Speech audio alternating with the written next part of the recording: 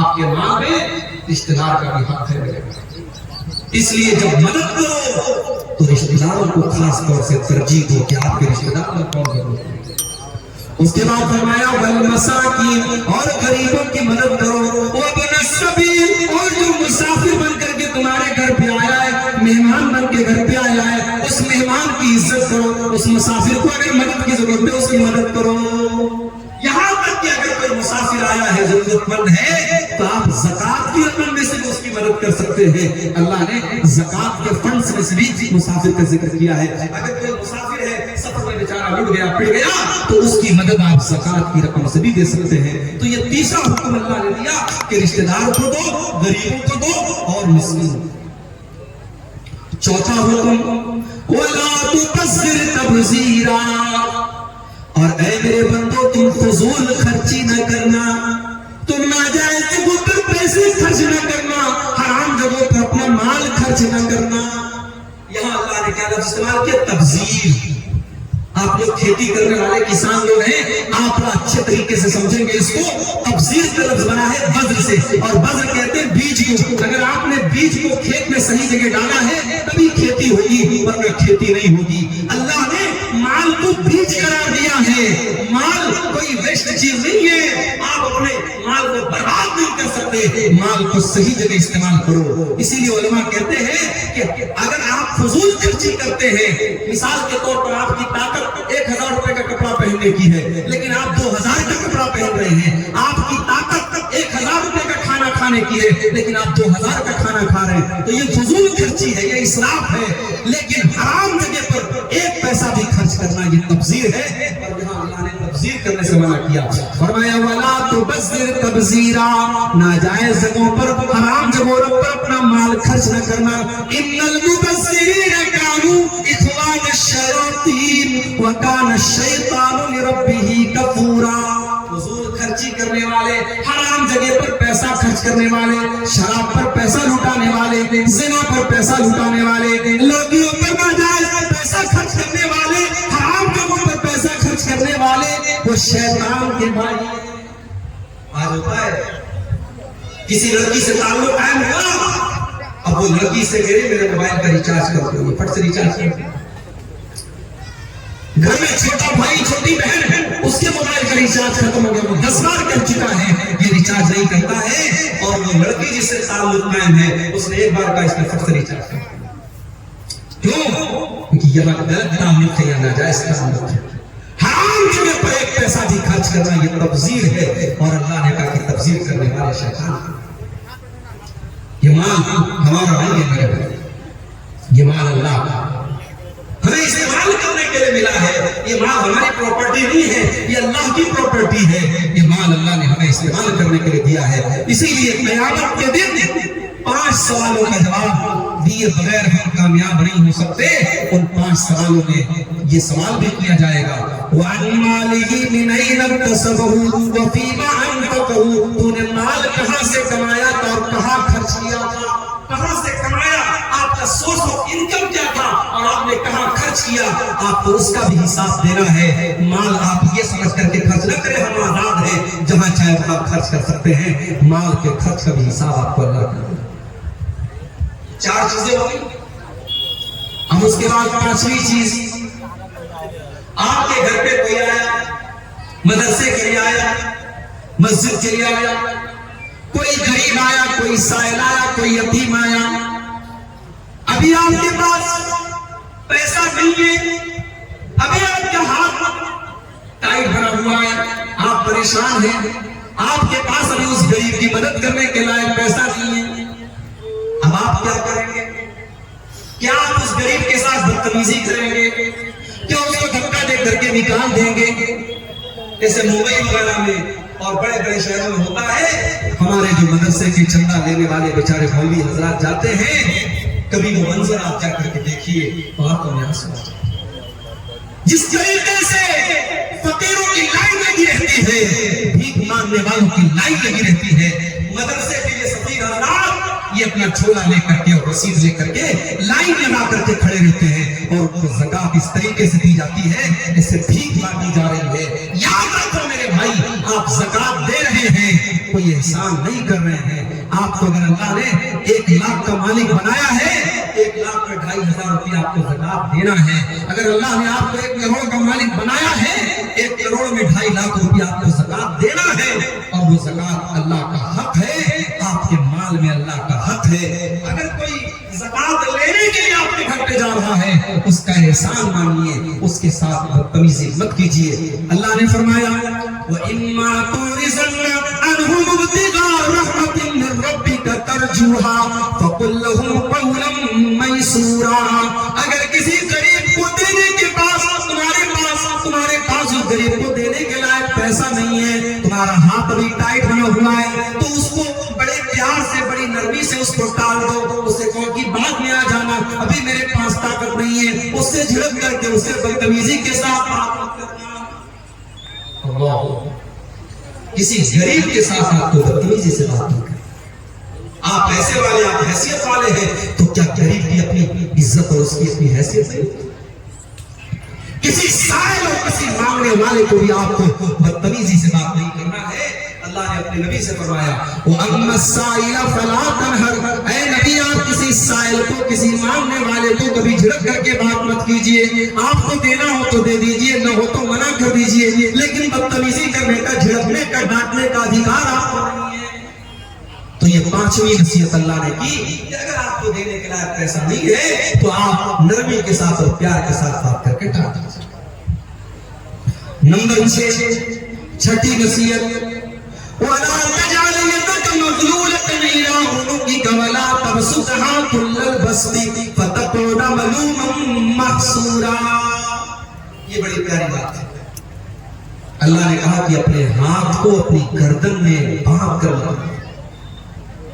اتنے ٹائٹ مت بن جاؤ, اتنے کنجوس مت بن جاؤ کہ بیوی اپنے جائز نمک لانا ہے, تیل لانا ہے, آٹا لانا ہے, اس کے لیے تمہارے جیب سے پیسہ نہیں ہے. بچوں کی کتاب کاپی لانا ہے, قلم لانا ہے, ضرورت کی چیزیں لانا ہے, اس کے لیے تمہاری جیب سے پیسہ نہیں نکل رہا ہے. پیسہ ہے لیکن تم نہیں دے رہے ہو. اتنے بخیل بھی مت بنو. اور ایک مسئلہ بتا دے رہا ہوں, شوہر اگر بیوی کی جائز ضرورتوں کو پورا نہیں کر رہا ہے, ہمارے شوہر حضرات ناراض نہ ہو, حدیث کی روشنی میں مسئلہ بیان کرتا. اگر شوہر بیوی کی جائز ضرورتوں کو پورا نہیں کر رہا ہے, اس کا خرچ نہیں دے رہا ہے, تو بیوی شوہر کو بتائے بغیر اس کے پاکٹ میں سے, اس کی تجوری میں سے, اس کے پرس میں سے پیسہ لے سکتی. بیوی چرا سکتی ہے بیوی شوہر کا پیسہ جب شوہر بیوی کا ضروری خرچ پورا نہیں کر رہا ہے. شوہر کے پاس پیسہ ہے پھر بھی خرچ نہیں کر رہا ہے, تو بیوی بغیر بتائے لے سکتی ہے. اب کل سے ایسا ہو کہ صاحب آپ کے پرس میں سے 500 کے نوٹ غائب ہونے لگے اور آپ بیوی سے پوچھے تو کہ عبدالغفار صاحب نے مسئلہ بتا دیا ہے, میں نے لے لیا ہے. یہ غلط طریقہ نہیں اپنانا ہے. میں نے کہہ دیا جہاں ضرورت ہے وہاں لے سکتی ہے. حضرت ابو سفیان رضی اللہ تعالیٰ عنہ کی بیوی اللہ کے نبی کے پاس آتی ہے اور کہتی ہے اللہ کے نبی, میرے شوہر بہت کنجوس ہے, وکیل ہیں, ہماری جائز ضرورتوں کے لیے بھی پیسہ نہیں دیتے ہیں, کیا میں ان کی اجازت کے بغیر ان سے پیسہ لے سکتی ہوں؟ اللہ کے نبی نے کہا ہاں لے سکتی ہو. تو بیوی شوہر اگر کنجوس اور بخیل ہے, بعض شوہر بیچارے بڑے کنجوس ہوتے ہیں, اللہ تعالیٰ حفاظت کرے, اور وہ اپنے بچوں کی جائز ضرورتوں کو بھی پورا نہیں کرتے ہیں, تو ایسے کنجوس شوہروں کی بیویاں ان کی تجوری میں سے پیسہ بغیر بتائے لے سکتی ہیں. اللہ نے کہا کنجوس بھی مت بنو, وَلَا تَبْسُطْهَا كُلَّ الْبَسْطِ فَتَقْعُدَ مَلُومًا مَحْسُورًا. اور اپنے ہاتھوں کو اتنا پھیلا بھی نہ دینا کہ بعد میں تم کو محتاج ہو جانا پڑے. اپنی چادر کے برابر تم اپنا پیر پھیلانا, اس سے زیادہ تم پھیلاؤ گے تو تمہاری چادر کھل جائے گی, تم بے آبرو ہو جاؤ گے, بے عزت ہو جاؤ گے. اپنی لمٹ سے زیادہ خرچ نہ کرنا. ایک مسئلہ اکثر پوچھا جاتا ہے, مولوی صاحب کریڈٹ کارڈ استعمال کرنا کیسا ہے؟ آج کل کریڈٹ کارڈ میں بڑے آفر بھی آتے ہیں. آج کل موبائل جیسے فلپ کارٹ پہ, امیزون پہ اگر آپ کو موبائل لینا ہے, اگر آپ کیش میں موبائل لیں گے 25,000 کا ملے گا, کریڈٹ کارڈ کے ذریعے لیں گے پتہ لگا صاحب 2,000 کی چھوٹ چل رہی ہے, 3,000 کی چھوٹ چل رہی ہے, اور کریڈٹ کارڈ فری میں بن بھی جاتا ہے. بن تو جاتا ہے فری میں, اور کچھ کریڈٹ کارڈ ایسے بھی ہوتے ہیں کہ اس میں کوئی انٹرسٹ بھی نہیں لگتا ہے. چلو وہاں تک تو ٹھیک ہے, مگر ہوتا کیا ہے، اب کریڈٹ کارڈ آپ کو مل گیا، کریڈٹ کارڈ پہ آپ کو لمٹ مل گئی 1 لاکھ روپے کی، ابھی آپ کے اکاؤنٹ میں صرف 10,000 روپیہ ہے، لیکن آپ کو کیا لگ رہا ہے کہ میں 1 لاکھ کا مالک بن گیا۔ اب آپ دھیرے دھیرے شاپنگ کر رہے ہیں، آن لائن چیزیں دیکھ رہے ہیں، بیوی نے کہا یہ بھی لے لو، آپ نے یہ بھی لے لیا، بچے نے کہا یہ بھی لے لو، آپ نے یہ لیا، آپ نے 1 لاکھ روپے تک کا سامان لے لیا۔ اب کریڈٹ کارڈ کا بل آیا، اس میں لکھا ہے صاحب اکتوبر میں آپ نے 1 لاکھ کا سامان خریدا ہے، نومبر کی 30 تاریخ تک اگر آپ نے پے نہیں کیا تو آپ کو ڈیلی 200 روپیہ پینالٹی لگے گی۔ میں 200 مثال کے طور پہ کہہ رہا ہوں، زیادہ بھی لگ سکتا۔ اب یہ جو پینالٹی لگ رہی ہے، ایک تو یہ حرام ہے، یہ بیاج ہے، سود ہے، اور دوسرے یہ ہے کہ آپ نے اپنی لمٹ سے زیادہ خرچ کیا۔ اسی لیے کبھی لون لینا، لوگ یہ بھی سوال کرتے ہیں کہ لون لے کر کے کاروبار کرنا کیسا ہے۔ بعض لوگوں نے راستہ نکالا کہ صاحب ہندوستان ہے، یا اگر ہم لون نہیں لیں گے بینک سے تو کیسے ترقی کریں گے، کیسے ہم بزنس کریں گے؟ کوئی ضرورت نہیں ہے۔ میں کہتا ہوں ایسی ترقی ہمیں نہیں کرنا ہے جس کے لیے ہمیں غلط راستہ اپنانا پڑے۔ آج ہماری قوم میں کروڑپتی اور اربپتی لوگ موجود ہیں، اگر چاہیں تو آپس میں ایسی کوئی سوسائٹی بنا لے، ایسا کوئی کوآپریٹو سسٹم بنا لے کہ بغیر بیاج کے ضرورت مند لوگوں کو قرضہ دے، مگر وہ ہو نہیں سکتا، وہ پاسبل نہیں ہے۔ ہماری قوم کے حالات ہم سب کو اچھی طریقے سے معلوم ہے۔ اب بینک میں جا کر کے بغیر کسی مجبوری کے جو ایک انسان اپنے شوق کو پورا کرنے کے لیے اور مجبوری کا نام لگا کر کے جو لون لے رہا ہے، معاف کیجیے، یہ لون میرے بھائیوں صحیح نہیں ہے۔ اللہ نے اصول بتا دیا کہ آپ اپنے ہاتھوں کو گردن سے باندھ کر بھی مت رکھیے اور اپنے ہاتھوں کو پھیلا کر کے بھی مت رکھیے، بخیل اور کنجوس بھی مت بنیے، اور اپنی لمٹ سے زیادہ آپ سخاوت بھی مت کیجیے۔ اور علماء نے لکھا ہے کہ اگر ان 2 چیزوں کو آدمی اپنا لے تو کبھی انسان پریشان نہیں ہوگا، کبھی قرضے کی نوبت نہیں آئے گی۔ قرضے کی نوبت تبھی آتی ہے جب انسان اپنی لمٹ سے زیادہ خرچ کرتا ہے۔ تو یہ 2 چیزوں کو اپنا لیجیے، یہ 5 چیزیں۔ نمبر 6، اچھا 5ویں چیز کو بیان کرنے کے بعد اللہ نے ایک اور بات بیان کی، ان ربک یبسط الرزق لمن یشاء ویقدر انہ کان بعبادہ خبیرا بصیرا۔ اے بات والو، کہیں تمہارے دل میں یہ احساس نہ پیدا ہو جائے کہ میرے پاس دولت ہے، میں بہت اچھا ہوں، اور کسی غریب کو یہ نہ لگے کہ میرے پاس دولت نہیں ہے اس لیے اللہ مجھ سے ناراض ہو گیا ہے۔ نہیں، کبھی کبھی اللہ کافروں کو بھی دولت دیتا ہے، اللہ مشرکوں کو بھی دولت دیتا ہے، اللہ شرابیوں کو بھی دولت دیتا ہے، اللہ زانیوں کو بھی دولت دیتا ہے۔ اللہ جس کو چاہتا ہے روزی کھول کر کے دیتا ہے، اور جس کو چاہتا ہے روزی تنگ کر دیتا ہے۔ اللہ کی روزی کا نظام اس کے ہاتھ میں ہے۔ آپ ضروری نہیں ہے کہ آپ اللہ کو ناراض کریں تو آپ کو روزی نہ ملے، اور ضروری نہیں ہے کہ آپ بہت متقی اور پرہیزگار ہیں تو آپ کو روزی ملے۔ روزی کا سسٹم الگ ہے۔ اللہ نے قارون کو بھی دولت دی تھی، اللہ نے فرعون کو بھی دولت دی تھی، تو دولت کا نظام اللہ نے اپنے ہاتھ میں رکھا ہے۔ اس کی وجہ سے کوئی یہ نہ سمجھے کہ دولت والے سے اللہ بہت خوش ہے اور غریب سے اللہ ناراض ہے، ایسا ہے۔ تو 5 چیزیں۔ نمبر 6، وَلَا تَقْتُلُوا أَوْلَادَكُمْ خَشْيَةَ إِمْلَاقٍ۔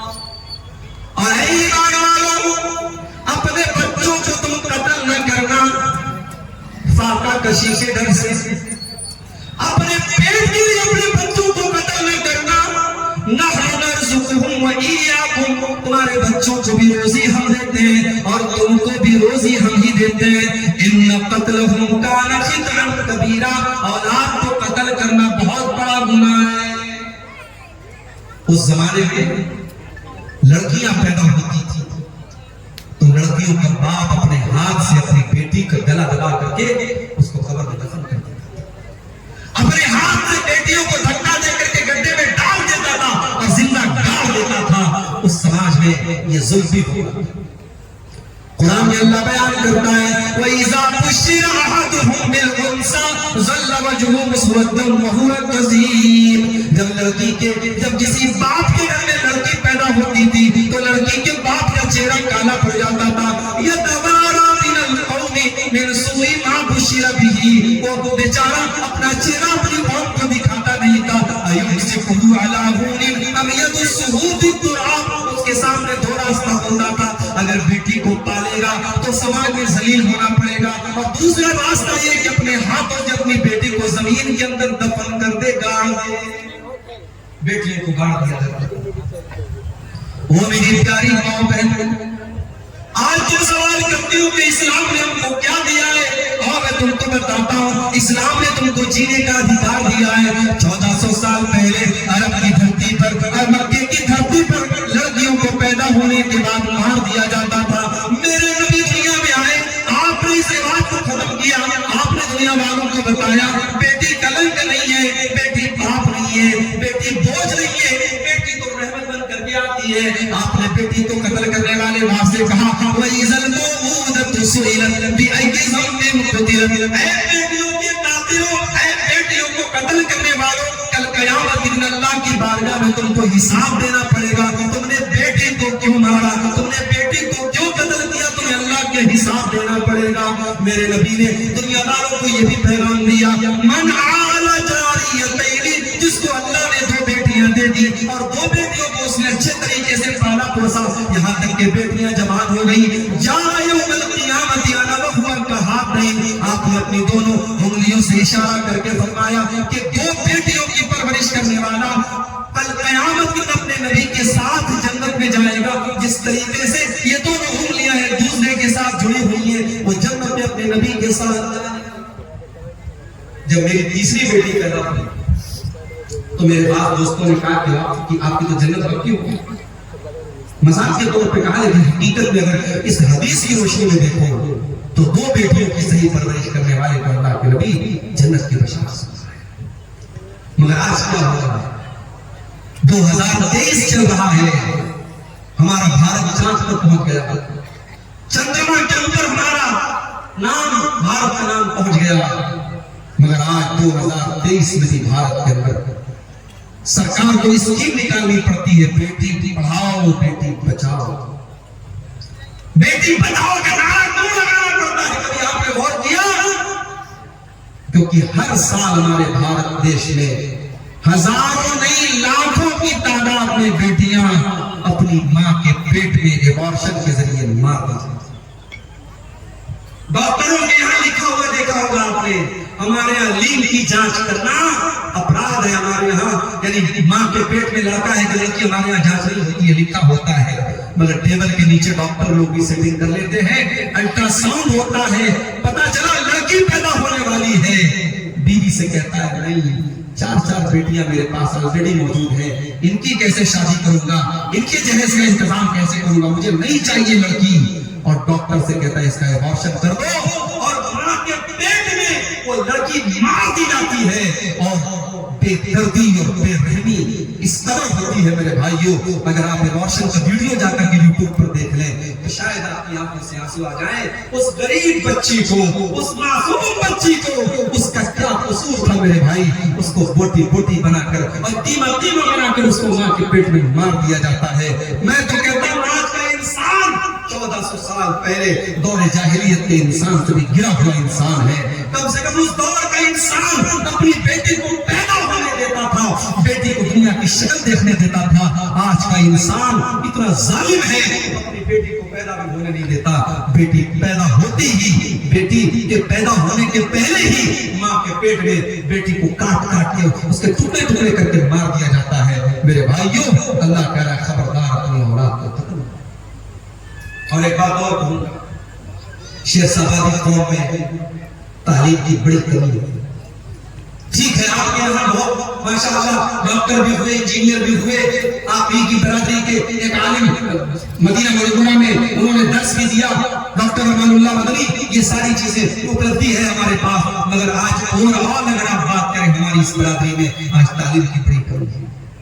بیٹا جہاں کچھ کرنے کے قابل ہوا 14-15 سال کا، باپ نے جلدی سے کام پہ لگا، بیٹا پڑھنے میں تیز تھا، اس کے اندر ٹیلنٹ اٹھ کر کے بھرا تھا، وہ ڈاکٹر بن سکتا تھا، وہ انجینئر بن سکتا تھا، وہ وکیل بن سکتا تھا، مگر باپ نے یہ سوچا نہیں، بیٹا بڑا ہو گیا، اب کما کے لائے، پہلے ہمیں کچھ آسانی آ جائے۔ باپ نے بیٹے کی پڑھائی چھڑا دی اور بیٹے کو اپنے ساتھ کام پہ لگا دیا۔ معاف کرنا میرے بھائیوں، اولاد کو قتل کرنے کا مطلب یہی نہیں ہے کہ اس کے گلے پہ چھری چلا دی جائے، اولاد کو قتل کرنے کا مطلب یہ بھی ہے کہ اس کو پڑھائی اور ایجوکیشن اور شکشا کے ادھیکار سے محروم کر دیا جائے۔ اگر آپ کا بچہ اور آپ کی بچی پڑھائی میں تیز ہے اور پڑھنے میں وہ انٹرسٹ رکھتا ہے اور آپ اپنے فائدے کے اس کی پڑھائی چھڑا رہے ہیں تو یہ بھی اولاد کو قتل کرنا ہے۔ اور اس معاملے میں ہم سے بہت بہتر ہمارے غیر مسلم بھائی ہیں۔ کلکتہ میں ٹیکسی میں بیٹھا تھا اور ٹیکسی کا ڈرائیور غیر مسلم تھا۔ میں نے جب اس سے پوچھتا کہ تمہارے کتنے بچے ہیں بچیاں ہیں، اس نے کہا مولوی صاحب میری 2 لڑکیاں ہیں، ایک لڑکا ہے۔ میں نے کہا کیا کرتے ہو؟ کہا لڑکا ابھی MBA کر رہا ہے، لڑکیاں جو ہے ڈاکٹری پڑھ رہی ہیں۔ میں نے کہا تم ٹیکسی چلاتے ہو، کس طریقے سے تم مینج کرتے ہو؟ کہا مولوی صاحب میں ٹیکسی چلا رہا ہوں، میں نہیں چاہتا میرا بیٹا اور میری بیٹی جو ہے وہ بھی غریب اور مظلوم بن کر کے رہے، میں پڑھا رہا ہوں، میں روکھی سوکھی کھا رہا ہوں اور کرائے کے مکان پہ رہ رہا ہوں اور کلکتہ کے اندر میں ٹیکسی چلا رہا ہوں، مگر اپنے بچوں کو میں ہائر ایجوکیشن دے رہا ہوں، میں ان کو اعلیٰ تعلیم دے رہا ہوں۔ یہ سوچ غیر مسلم کی ہے، یہ سوچ ہماری کب بنے گی؟ میرے بھائیوں، آج مسلمان کے علاقوں میں چلے جاؤ، آپ کو بہترین کھانے پینے کی دکانیں ملے گی، بہترین ہوٹل ملے گا۔ مسلمانوں کے علاقے ہوٹلوں سے پہچانے جاتے ہیں، اچھے پکوان سے پہچانے جاتے ہیں۔ مسلمانوں کے علاقوں میں گوشت کی دکانیں نظر آتی ہے تو سمجھ میں آ جاتا ہے یہ مسلمانوں کا علاقہ ہے۔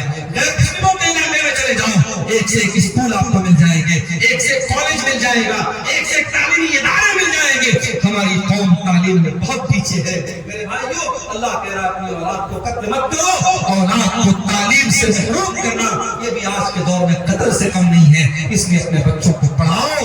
ہمارے نبی کے اوپر قرآن کی پہلی جو وحی نازل ہوئی تھی، اقرأ باسم ربک الذی خلق، اس میں پڑھنے کا حکم دیا گیا تھا۔ میں نہیں کہتا ضروری نہیں آپ اسکول میں پڑھاؤ، مدرسے میں پڑھاؤ، کہیں پر بھی پڑھاؤ، لیکن بچوں کو پڑھاؤ، ان کی تعلیم اور اپنے فائدے کے لیے کرو۔ 6 چیزیں ہو گئی۔ 7ویں چیز، وَلَا تَقْرَبُوا الزِّنَا إِنَّهُ كَانَ فَاحِشَةً وَسَاءَ سَبِيلًا۔ اور اے میرے بندو، تم زنا کے قریب بھی نہ جانا، تم زنا کے پاس بھی نہ جانا۔ ہائے ہائے، اللہ یہ بھی تو کہہ سکتا تھا زنا مت کرو، اللہ نے یہ نہیں کہا۔ اللہ نے تو وَلَا تَقْرَبُوا الزِّنَا، زنا اتنی خطرناک چیز ہے، اس کی بارڈر کے قریب بھی نہ جانا۔ نیپال کی بارڈر پر آپ چلے جاؤ، ابھی بارڈر شروع بھی نہیں ہوا ہے، ابھی آپ انڈیا کے اندر موجود ہیں، لیکن BSF کے خیمے لگے ہوئے، بارڈر کے جو سپاہی ان کے خیمے لگے ہوئے، بارڈر کی سرکشا کرنے والے سپاہیوں کی وہاں پہ ان کے خیمے لگے ہوئے، جو یہ بتا رہے ہیں کہ بارڈر قریب آ چکی ہے، اب یہاں سنبھل کر کے رہنا ہے۔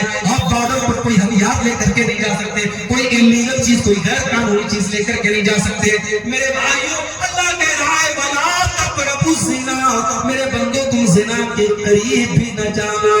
لڑکی بن سنور کر کے گھر سے نکل رہی ہے، لپسٹک لگا کر، پاؤڈر لگا کر، سج دھج کر کے، سنور کر کے نکل رہی ہے، اپنے جسم کی نمائش کر کے نکل رہی ہے۔ میرے بھائیوں، کیا وہ زنا کی دعوت نہیں دے رہی ہے؟ کیا وہ دنیا والوں کو یہ آمنترن نہیں دے رہی ہے، یہ دعوت نہیں دے رہی ہے؟ اور لوگوں دیکھو میں کتنی خوبصورت ہوں، میرے حسن کا دیدار کرو، میرے جسم کا دیدار کرو، میرے شریر کو دیکھو، وہ زنا کی دعوت دے رہی ہے۔ اللہ کہہ رہا ہے وَلَا تَقْرَبُوا الزِّنَا، اے مسلمانوں تم زنا کے قریب بھی نہ جاؤ۔ مسلمان لڑکی جب گھر سے نکلے تو اللہ کے نبی فرماتے وہ خوشبو لگا کر کے نہ نکلے، وہ خوشبو لگا کر کے بھی نہ نکلے۔ اگر مسجد میں جانا ہے، نماز پڑھنے جانا ہے تو نماز پڑھنے کے لیے خوشبو لگا کر کے نہیں جا سکتی۔ میری پیاری ماں بہنوں، آپ جلسے میں آ رہی ہیں، آپ تقریر سننے کے لیے جا رہی ہیں، رات آپ تقریر سنیں گی، قرآن و حدیث کی باتیں سنیں گی۔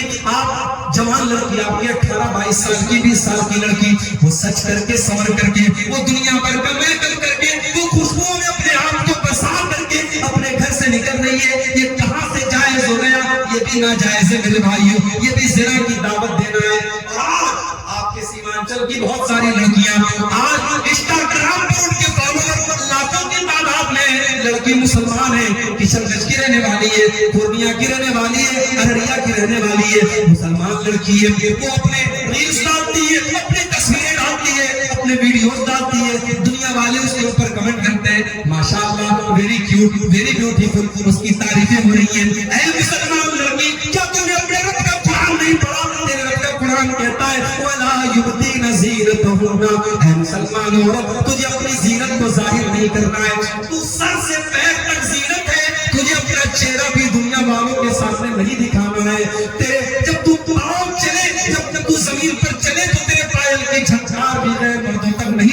چاہیے. قرآن کہتا ہے وَلَا يَضْرِبْنَ بِأَرْجُلِهِنَّ، اے مسلمان عورتوں جب تم چلا کرو تو اپنے پاؤں کو زمین پہ زور زور سے مار کر کے نہ چلا کرو. تمہارے پائل کی جھنکار بھی غیر مردوں کے کانوں تک نہیں جانی چاہیے. زنا کے قریب نہیں جانا.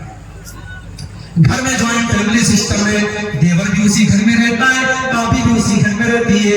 بھابی کچن میں کام کر رہی ہے، دیور جا کے ہنسی مذاق کر رہا ہے، بھابی کو ٹچ کر رہا ہے، بھابی کو چھو رہا ہے، بھابی سے وغیرہ باتیں کر رہا ہے، بھابی کو بھی کوئی فرق نہیں پڑ رہا ہے. بھابی دیور کے سامنے جیسے تیسے بیٹھی ہوئی ہے، جیسے تیسے اپنے کپڑے کو سنبھال بھی نہیں رہی ہے. کیا یہ زنا کی دعوت دینا نہیں ہے؟ میرے بھائیوں، اللہ کے نبی فرماتے ہیں ایاکم الدخول علی النساء، جو عورتیں تمہارے لیے غیر محرم ہے، غیر محرم عورتوں سے اکیلے میں نہ ملا کرو، تنہائی میں نہ ملا کرو. دیور اپنی بھابی سے اکیلے میں نہ ملے، جیجا اپنی سالی سے اکیلے میں نہ ملے، تنہائی میں نہ ملے. کیوں؟ صحابہ نے پوچھا اللہ کے نبی کیا دیور اپنی بھابی سے بھی نہیں مل سکتا؟ کیا جیجا اپنی سالی سے بھی نہیں مل سکتا؟ آپ نے فرمایا الحمد الموت، دیور اپنی بھابی کے لیے موت کے سامان ہے، جیجا اپنی سالی کے لیے موت کے سامان ہے. آج کتنے رشتوں میں آج جیجا سالی کے درمیان اویدھ سنبندھ چل رہے ہیں، کتنے گھروں میں بھابی اور دیور کے بیچ میں ناجائز تعلقات پنپ رہے ہیں. میرے بھائیوں، قرآن کہہ رہا ہے وَلَا تَقْرَبُوا الزِّنَا، تم زنا کے قریب بھی نہ جانا. یہ تو دیور تو غیر محرم ہے. لڑکی جوان ہو گئی، اپنے سگے بھائی کے سامنے بھی، اپنے باپ کے سامنے بھی، اپنے سسر کے سامنے بہو کو بھی اپنا دوپٹہ اپنے سینے پر رکھنا ہے. یہ نہیں کہ چلو یہ تو میرا باپ ہے، یہ تو میرا بھائی ہے، یہ تو میرا بیٹا ہے. قرآن کہتا ہے یضربن بخمرہن علی جیوبہن، اے مسلمان عورتوں اپنے گریبانوں پر اپنا دوپٹہ ہمیشہ رکھا کرو. اپنے گھر میں اپنے محرم رشتہ داروں کے سامنے بھی تمہیں اپنا دوپٹہ اپنے سینے پر رکھنا ہے. لڑکی کالج جا رہی ہے، ٹھیک ہے، کالج میں پڑھنے والا ٹیچر مرد ہے، جینٹس ہے، وہاں اس سے ٹیچر سے بات کرنا ہے. لڑکی دکان پہ سامان لینے گئی، دکاندار جینٹس ہے، مرد ہے، اس سے بات کرنا ہے. کسی غیر محرم سے بات کرنے کی ضرورت پڑ گئی، موبائل پر کسی کمپنی والے کا کال آ گیا، کسی مرد کا کال آ گیا، بات کرنا ہے. اب اللہ نے اس غیر محرم سے، اس مرد سے عورت بات کیسے کرے گی؟ اللہ نے اس سے بات کرنے کا طریقہ بھی قرآن نے بتایا. فرمایا وَلَا تَخْضَعْنَ بِالْقَوْلِ فَيَطْمَعَ الَّذِي فِي قَلْبِهِ مَرَضٌ، اے مسلمان عورت کسی غیر محرم سے تو ایسے لہجے میں بات نہ کر کہ اس کے دل میں تیرے لیے پلاؤ پکنے لگے، اس کے لیے تیرے دل میں امیدیں پلنے لگے. تو کڑک لہجے میں بات کر، تو سختی کے ساتھ بات کر. تو کسی سے موبائل پر بھی اگر کبھی بات کرے تو تیری بات میں نرمی نہیں ہونی چاہیے، تیری بات میں مٹھاس نہیں ہونی چاہیے. سوشل میڈیا کا زمانہ ہے، لڑکیوں کی آئی ڈی ہے فیس بک کے اوپر، انسٹاگرام کے اوپر. انسٹاگرام کی چیٹنگ میں آ کر کے لڑکا کہتا ہے السلام علیکم میری بہن، یہ کہتی وعلیکم السلام میرے بھائی. کبھی اپنے سگے بھائی سے اتنے پیار سے بات نہیں کی جتنی یہ انسٹاگرام والے بھائی سے بات کرتا. 2-4 دن تک وہ بھائی رہتا ہے، پھر وہ کہتا ہے تمہاری آواز سننے کا من کر رہا. یہ ادھر سے وائس آواز بھیجتی، اپنی آواز میں کچھ بول کر کے بھیجتی. ماشاءاللہ تمہاری آواز تو بہت خوبصورت ہے، حالانکہ نہایت بیکار آواز ہے، مگر یہاں تو پلاؤ پک رہی ہے. عشق اور محبت کی لڑکی کی تعریف کرتا ہے، لڑکی خوشی کے مارے پھولے نہیں سما رہی ہے، پھر فوٹو بھی بھیج رہی ہے، پھر ویڈیو بھی بھیج رہی ہے، پھر ملاقات کا اپوائنٹمنٹ بھی مل جاتا ہے. لڑکا لڑکی ملاقات بھی کرتے ہیں، اور واٹس ایپ اور فیس بک اور انسٹاگرام کی ایک چیٹنگ ہوٹل کے کسی کمرے میں جا کر کے بند ہوتی ہے. میرے بھائیوں، یہ سوشل میڈیا کا استعمال میں یہ تو نہیں کہتا کہ لڑکیوں کے لیے حرام ہے، مگر میری بہنوں اگر آپ نے ذرا سے بھی اگر کسی کو اپنی انگلی پکڑائی تو کلائی پکڑنے میں دیر نہیں لگے گی. یہ مرد عورت کا رشتہ چنگاری کی طرح ہے، اس لیے اللہ نے کہا وَلَا تَقْرَبُوا الزِّنَا، زنا کے قریب بھی نہ جانا. اگر جاؤ گے تو جل کر کے بھسم ہو جاؤ گے. اتنا بڑا گناہ ہے زنا. اگر تمہارا زنا کرے تو اسلام کہتا ہے 100 کوڑے مارے جائیں گے. لڑکی کو بھی 100 کوڑے مارے جائیں، لڑکے کو بھی 100 کوڑے مارے جائیں. بھارت کا قانون کہتا ہے اگر آپس کی سہمتی سے زنا ہوا ہے تو اس میں کوئی آپتی نہیں ہے، کوئی گناہ نہیں ہے. اسلام یہ کہتا ہے اگر زنا ہوا ہے، اویدھ سنبندھ قائم ہوا ہے، نکاح کے بغیر رشتہ قائم ہوا ہے، لڑکے کو بھی 100 کوڑے مارے جائیں، لڑکی کو بھی 100 کوڑے مارے جائیں. قرآن کہتا ہے وَلْيَشْهَدْ عَذَابَهُمَا طَائِفَةٌ مِّنَ الْمُؤْمِنِينَ سامنے دی جائے، الگ اعلان دی جائے، کسی بند کمرے میں نہ دی جائے، اتنا بڑا گناہ ہے۔ اور اگر زنا کرنے والا شادی شدہ ہے، میرڈ ہے، وواہت ہے، یا وہ عورت شادی شدہ ہے، کسی کی بیوی ہے اور اس نے زنا کیا ہے، تو اتنا بڑا گناہ ہے کہ اللہ کے نبی کہتے ہیں پتھروں سے مار مار کے رجم کر دیا جائے، اس مرد کو ختم کر دیا جائے، اس عورت کو ختم کر دیا جائے، انہیں جینے کا ادھیکار نہیں ہے کیونکہ انہوں نے اتنا بڑا گناہ کیا ہے۔ لیکن یہ بات یاد رکھیے، یہ سزا اسلامی قانون کے تحت دی جائے گی۔ آج ہمارے ملک میں چونکہ ہمارے ملک کا اپنا قانون چلتا ہے، اگر ہمارے گاؤں وغیرہ میں اگر اس طریقے کی کوئی گھٹنا ہو جائے تو ہم اس میں یہ نہیں کہ ہم یہ قانون نافذ کر دیں گے اور سزائے موت دے دیں گے، ہم بھارت کے قانون کے دائرے میں رہ کر کے اس کو جو سزا ہو سکتی ہے وہ سزا دلانے کی اور دینے کی کوشش کریں گے۔ لیکن زنا اتنا بڑا پاپ ہے میرے بھائیوں، آپ یہ سوچئے کہ اسلام نے شادی شدہ زانی اگر ہے تو سزائے موت قرار دی ہے۔ اسی لیے اللہ کہہ رہا ہے وَلَا تَقْرَبُوا الزِّنَا، تم زنا کے قریب بھی نہ جاؤ، یہ بہت گندا کام ہے اور بہت برا ہے۔ 7 چیزیں ہو گئی۔ نمبر 8 وَلَا تَقْتُلُوا النَّفْسَ الَّتِي حَرَّمَ اللَّهُ إِلَّا بِالْحَقِّ، کسی نردوش کی ہتیا نہ کرنا، کسی بے قصور کو قتل نہ کرنا، جس کو قتل کرنے کی اجازت اسلام نے تم کو نہیں دی ہے۔ فلسطین کا معاملہ چل رہا ہے، ہمیں معلوم نہیں اندر کون کون سی باتیں، کہنے والے تو یہ بھی کہتے ہیں کہ حماس نام کی جو ایک تنظیم آرگنائزیشن ہے، یہ سال 2 سال میں ایک حملہ کر دی اسرائیل کے اوپر۔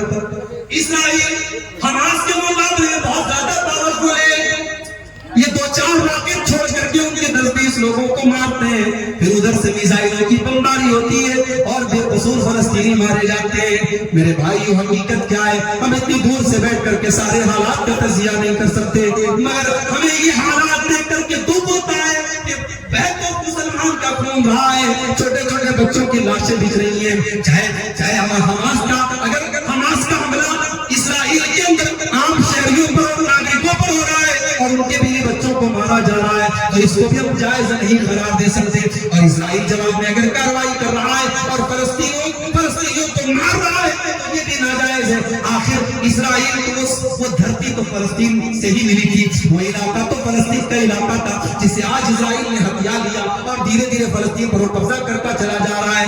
یاد رکھو آج میڈیا بھی پورے طرفہ آج فلسطین کے خلاف اور اسرائیل کی حمایت میں بول رہا ہے، جبکہ میڈیا والوں کو یہ جان لینا چاہیے اسی بھارت میں ایک بہت بڑے نیتا ہوئے تھے اٹل بہاری واجپئی، وہ کانگریس کے نیتا نہیں تھے، بی جے پی کے نیتا تھے، ان کی وچار دھارا الگ تھی۔ انہوں نے اس دور میں ایک بیان دیا تھا جو بہت وائرل ہو رہا ہے، انہوں نے کہا تھا کہ بھارت فلسطین کے ساتھ کھڑا ہے اور بھارت کا یہ ماننا ہے کہ فلسطینیوں کو ان کا حق ملنا چاہیے۔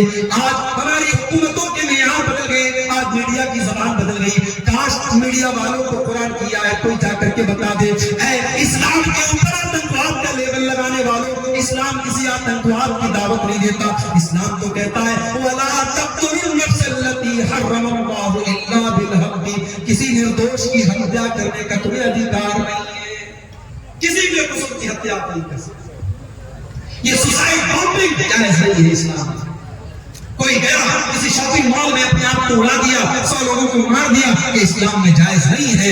میرے بھائیوں کسی ایک بے قصور کی ہتیا پوری مانوتا کی ہتیا ہے، قرآن یہ کہتا ہے۔ انسان کی جان کی یہ ویلیو ہے اسلام کے اندر۔ اگر کسی ایک انسان کی کسی نے ہتیا کر دی تو ہتھیارے کے بدلے میں ہتیا کی جائے گی، قاتل کو قتل کیا جائے گا۔ وَمَنْ قُتِلَ مَظْلُومًا فَقَدْ جَعَلْنَا لِوَلِيِّهِ سُلْطَانًا فَلَا يُسْرِفْ فِي الْقَتْلِ إِنَّهُ كَانَ مَنْصُورًا، اگر کوئی قتل ہو گیا تو اس کے گھر والوں کو اللہ نے اجازت دی ہے کہ چاہے تو قاتل کو قتل کروا دے، چاہے تو قاتل کو قتل کروا دے، اور چاہے تو قتل کے بدلے بہت بڑا اماؤنٹ جس کو دیت کہا جاتا ہے وہ دیت لے لیں۔ یہ ادھیکار اللہ تعالیٰ نے جو انسان قتل ہوا ہے، جو مقتول ہے، اس کے گھر والوں کو دیا ہے۔ تو یہ 8واں حکم ہے میرے بھائیوں کہ کسی کی ہتیا کرنے کی ہمیں اجازت نہیں۔ نمبر 9 وَلَا تَقْرَبُوا مَالَ الْيَتِيمِ إِلَّا بِالَّتِي هِيَ أَحْسَنُ، اور یتیم کے مال کے قریب نہ جانا، کسی یتیم کا مال نہ ہتھیانا۔ آج یتیموں کے نام پہ بڑے بڑے ادارے چل رہے ہیں اور یتیموں کے نام پہ باہر سے پیسہ آ رہا ہے، یتیموں کا پیسہ لوگوں کی پاکٹ میں جا رہا ہے، لوگوں کے پیٹ میں جا رہا ہے۔ اگر کسی یتیم کا مال آپ نے ناجائز طریقے سے کھایا، قرآن کہتا ہے ان الذین یاکلون اموال الیتامی ظلما انما یاکلون فی بطونہم نارا، جو لوگ یتیم کا مال ناجائز طریقے سے اپنے پیٹ میں بھرتے ہیں وہ جہنم کی آگ اپنے پیٹ میں بھر رہے ہیں۔ وَسَيَصْلَوْنَ سَعِيرًا، اور قریب وہ جہنم کی آگ میں ڈالے جائیں گے۔ یتیم بیچارہ بے سہارا ہوتا ہے، اس کا باپ نہیں ہوتا، کوئی تھپڑ لگا کے نکل جائے، کوئی پوچھنے والا نہیں تجھے تھپڑ کیوں مارا گیا۔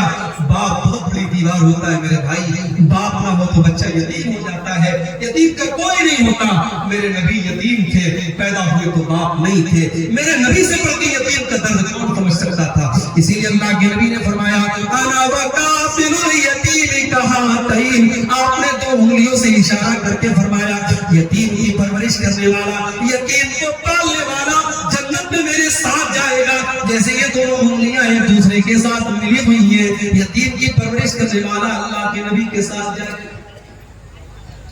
ایک صحابی آیا اللہ کے نبی کے پاس، کہا اللہ کے رسول میرا دل بڑا سخت ہے، میرا دل بڑا ہارڈ ہے، میرا دل مجھے بڑا کٹھور معلوم ہوتا ہے، میں کیا کروں؟ اللہ کے نبی نے فرمایا امسا براسل یتیم، جاؤ کسی یتیم کے سر کے محبت سے ہاتھ پھیر دو، تمہارا دل سافٹ ہو جائے گا، تمہارا دل نرم ہو جائے گا۔ یہ یتیم کا مقام ہے میرے بھائیو، قرآن کہتا ہے وَلَا تَقْرَبُوا مَالَ الْيَتِيمِ إِلَّا بِالَّتِي هِيَ أَحْسَنُ حَتَّى يَبْلُغَ أَشُدَّهُ، اگر کوئی یتیم آپ کی یتیم کی پرورش آپ نے اپنی ذمہ داری میں لے لی ہے اور یتیم کا مال بھی آپ کو ملا ہے تو یتیم کے مال میں سے خرچ نہ کرو۔ جب یتیم بڑا ہو جائے، جب جوان ہو جائے، اس کا مال امانت ہے، اس کی امانت اس کو لوٹا دینا۔ تو یہ 9 چیزیں۔ نمبر 10 وَأَوْفُوا بِالْعَهْدِ إِنَّ الْعَهْدَ كَانَ مَسْئُولًا، اور اے ایمان والو وعدے کو پورا کیا کرو۔ اللہ تعالیٰ کیا تم سے پوچھا جائے گا تم نے وعدے کو پورا کیا کہ نہیں کیا؟ آج وعدہ کون پورا کرتا ہے؟ مسلمان سے زیادہ وعدہ خلافی کرنے والا کون ہے؟ آج ہماری پہچان بن گئی کہ ہماری زبان کی کوئی ویلیو نہیں۔ کل اسی بھارت کے اندر، اسی ملک کے اندر مسلمان اپنی زبان سے پہچانا جاتا تھا، آج ہماری زبان کی کوئی ویلیو نہیں۔ میرے پیارے ساتھیوں، اللہ کے نبی وعدے کے پکے تھے کہ آپ بدر کی لڑائی میں، بدر کے میدان میں 313 آپ کے ساتھی تھے اور دشمن کی تعداد 1000 تھی۔ ایک صحابی کی اللہ کے نبی کی نظر میں بڑی قیمت تھی۔ 2 صحابی آپ کے پاس آتے، اللہ کے نبی ہمیں دشمنوں نے گرفتار کر لیا تھا اور جان بچانے کے لیے ہم وعدہ کر کے آئے کہ ہم لڑائی میں آپ کا ساتھ نہیں دیں گے۔ اللہ کے نبی ہم جان بچانے کا وعدہ کر کے آئے تھے لیکن ہم آپ کا ساتھ دینا چاہتے، ہم لڑنا چاہتے ہیں۔ آپ نے فرمایا نہیں، محمد کا ماننے والا وعدہ خلافی نہیں کر سکتا، جاؤ میرے ساتھیوں کی تعداد کم ہے، میں اس کو برداشت کر لوں گا مگر میں وعدہ خلافی کر کے تم کو جنگ میں شامل نہیں کر سکتا۔ آپ نے دونوں کو واپس کر دیا۔ یہ تھی میرے نبی کی، میرے نبی اس طریقے سے اپنے وعدے کو پورا کرتے تھے۔ وعدے کا ایک مقام ہوتا ہے میرے بھائی، وعدے کی وعدہ خلافی کرنے والا منافق ہوتا ہے۔ منافق کی نشانی ہے جب بات کرے تو جھوٹ بولے، جب وعدہ کرے تو وعدہ خلافی کرے، اور جب امانت رکھی جائے تو 9 چیزیں ہو گئی۔ 10ویں چیز فرمایا وَأَوْفُوا بِالْكَيْلِ إِذَا كِلْتُمْ وَزِنُوا بِالْقِسْطَاسِ الْمُسْتَقِيمِ، اور اے ایمان والو جب تم کوئی سامان ناپ کر کے دیا کرو تو پورا ناپ کر کے دیا کرو، اس میں کوئی کمی نہ کیا کرو۔ وَزِنُوا بِالْقِسْطَاسِ الْمُسْتَقِيمِ، اور تمہارا ترازو بالکل صحیح ہونا چاہیے۔ آج مسلمان کا ترازو بھی صحیح ہے، اس کی ناپ تول بھی صحیح ہے۔ آج کی کوئی آن لائن جوا کے ایپ آ رہے ہیں، ہمارا نوجوان جوا کھیل رہا ہے، کوئی کرکٹ پہ جوا لگا رہا ہے، کوئی فٹ بال پہ جوا لگا رہا ہے، کوئی ٹینس پہ جوا لگا رہا ہے، اب تو آن لائن جوا کھیلا جا رہا ہے۔ اور یہ جوا اس کو اتنا گلیمرائز کر دیا ہے، بڑے بڑے فلمی ایکٹر اس کا ایڈ کرتے ہیں، نوجوان دیکھ کر کے سوچتا ہے یار اتنے بڑے بڑے کھلاڑی ایڈ کر رہے تو صحیح ہوگا، اور فوراً اس میں پیسہ لگاتا ہے۔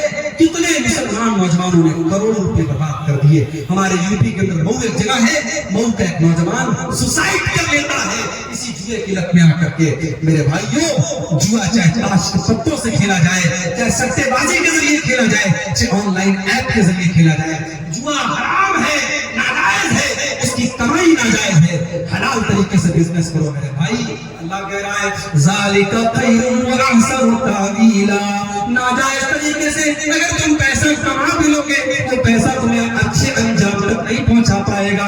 حلال طریقے سے پیسہ کماؤ، جائز طریقے سے پیسہ کماؤ، اس کا انجام بہتر ہے۔ اس کے بعد فرمایا وَلَا تَقْفُ مَا لَيْسَ لَكَ بِهِ عِلْمٌ وَلَا تَقْفُ مَا لَيْسَ لَكَ بِهِ عِلْمٌ، جس چیز کی تمہیں جانکاری نہیں ہے اس چیز کے پیچھے مت پڑو۔ إِنَّ السَّمْعَ وَالْبَصَرَ وَالْفُؤَادَ كُلُّ أُولَٰئِكَ كَانَ عَنْهُ مسؤولا، اللہ تعالیٰ کے کان کا بھی حساب لیا جائے گا، کانوں سے کیا سنا تھا، آپ نے ایئر فون کانوں میں لگا لیا، کیا کیا گانے تم سن رہے ہو، کیا کیا چیزیں تم سن رہے ہو، آج تو گالی گلوچ بھی سنا جا رہا ہے، آج تو ایسی ویب سیریز آ گئی اس میں گالی گلوچ بھی دیا جا رہا ہے، ولگر باتیں بھی کی جا رہی ہیں، تم نے اپنے کانوں میں ہیڈ فون لگا کر اور ایئر بڈ لگا کر بھی تم نے کیا کیا سنا ہے، اللہ کے اس کا بھی حساب دینا پڑے گا۔ ان السمع والبصر، تم نے آنکھوں سے موبائل کی اسکرین پر کیا کیا دیکھا تھا، ہو سکتا ہے تم نے براؤزر کی ہسٹری سے ڈیلیٹ کر دیا، ہو سکتا ہے تم نے یوٹیوب کی ہسٹری سے ڈیلیٹ کر دیا، ہو سکتا ہے تم نے فیس بک کے ریکارڈ سے ڈیلیٹ کر دیا، لیکن تم نے فیس بک پر کیا کیا دیکھا، تم نے یوٹیوب پر کیا کیا دیکھا، تم نے موبائل کی اسکرین کے اوپر کیا کیا دیکھا، اللہ کے فرشتے سب ریکارڈ کر رہے ہیں، کرامن کاتبین سب نوٹ کر رہے ہیں، اور اللہ کے اس کا بھی حساب دینا پڑے گا۔ والفؤاد، اور تمہارے دل اور دماغ میں کون کون سے گناہوں کی پلاننگ چلی تھی، کون کون سے گناہوں کا تم نے ارادہ کیا تھا، کون کون سے غلط کام کرنے کی تم نے پلاننگ کی تھی، اللہ کے اس کا بھی حساب دینا پڑے گا۔ اس ایک آیت کو ہم سامنے رکھیں تو شاید موبائل کا غلط استعمال کرنا ہمارا نوجوان بنتا ہے، اللہ کے حساب دینا پڑے گا۔ کہیں ایسا نہ ہو کہ ہمارے موبائل کا غلط استعمال ہماری نیکیوں کو برباد کر دے، ہماری نمازوں کو برباد کر دے، ہمارے حج اور عمرے کو برباد کر دے۔ بڑا نازک دور ہے میرے بھائی، 3 سال کے بچے سے لے کر کے 70 سال کا بوڑھا آج موبائل استعمال کر رہا ہے، اور وہ کیا دیکھ رہا ہے موبائل پر، وہ یا تو اس کا موبائل جانتا ہے یا اس کا رب جانتا ہے، اور اللہ سب حساب لے گا۔ ان السمع والبصر والفؤاد كل اولئک کان عنہ مسؤولا، تم کانوں سے، آنکھوں سے اور دل سے کیا کر رہے ہو، سب کا حساب ہے۔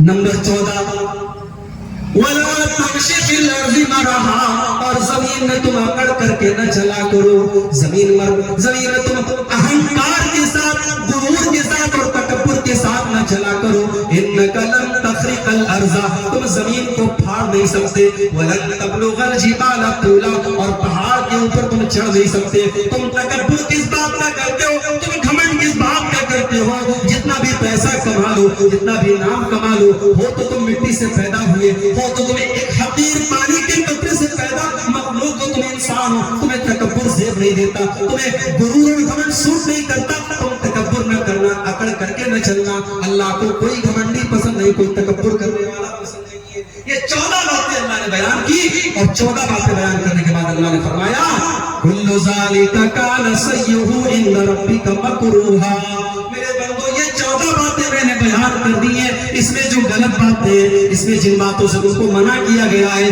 وہ اللہ تعالیٰ کو بہت زیادہ ناپسند ہے، ان سے بچ کر کے رہنا۔ ذالک مما اوحی الیک ربک من الحکمہ، اے نبی یہ حکمت کی باتیں ہیں جو آپ کا رب آپ کو بتا رہا ہے۔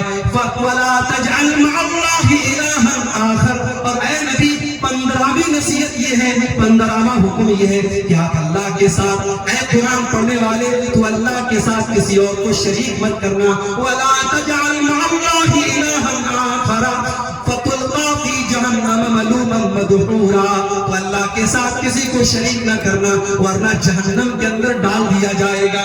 پہلی نصیحت بھی یہی تھی کہ شرک مت کرنا، اور 15ویں نصیحت بھی یہی ہے کہ شرک مت کرنا۔ مطلب یہ ہوا کہ ہماری زندگی میں بھی توحید رہنی چاہیے، اور مرتے دم تک توحید رہنی چاہیے، ہمارا خاتمہ بھی توحید پر ہونا چاہیے، ساری زندگی ہم توحید پر رہے، اور خاتمے کے ٹائم اگر ہم نے شرک کر دیا تو ہم برباد ہو جائیں گے۔ اس لیے پہلی نصیحت بھی یہ تھی کہ اللہ کے ساتھ کسی کو شریک مت کرنا، اور 15ویں نصیحت یہی ہے کہ اللہ کے ساتھ کسی کو شریک مت کرنا۔ تو میرے بھائیوں یہ سورہ بنی اسرائیل کی آیت نمبر 23 سے لے کر کے 39 تک ٹوٹل 17 آیتیں میں نے آپ کے سامنے پڑھی ہیں، اور ان 17 آیتوں کی روشنی میں 15 نصیحتیں میں نے آپ کے سامنے بیان کی ہیں۔